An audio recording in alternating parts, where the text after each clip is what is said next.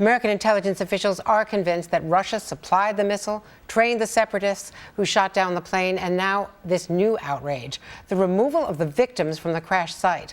All this evidence pointing to Vladimir Putin's policies for this horrible sequence of events. Now the question is, what are President Obama and other world leaders going to do about it?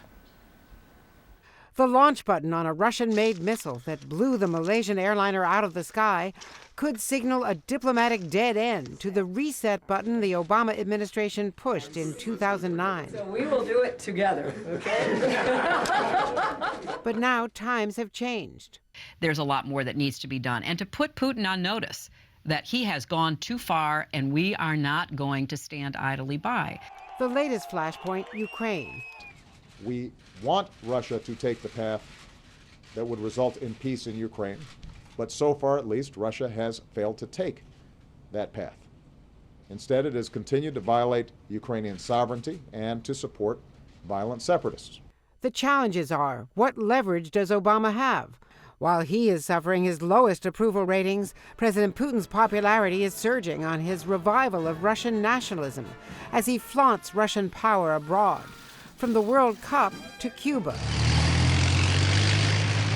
Russia is arming U.S. adversaries, supplying heavy arms in Ukraine, Syria, and Iraq, frustrating U.S. diplomacy.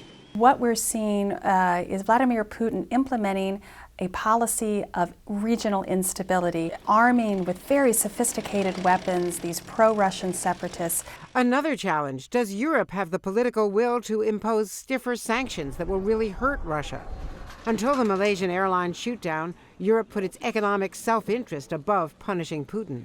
I'm still not counting on the Europeans to be prepared to sacrifice, but I would say it's much more likely, and especially if the evidence becomes overwhelming, that Russia is implicated in this event. Assuming a new round of sanctions can be agreed on, would they force Putin to finally change course or push Russia and the West closer toward a new Cold War? The United States and Western allies have a vision of a vibrant democracy, market economies. Russia and Vladimir Putin have a very different vision. This isn't a new Cold War, but it is a new low in modern-day relations between the U.S. and Russia.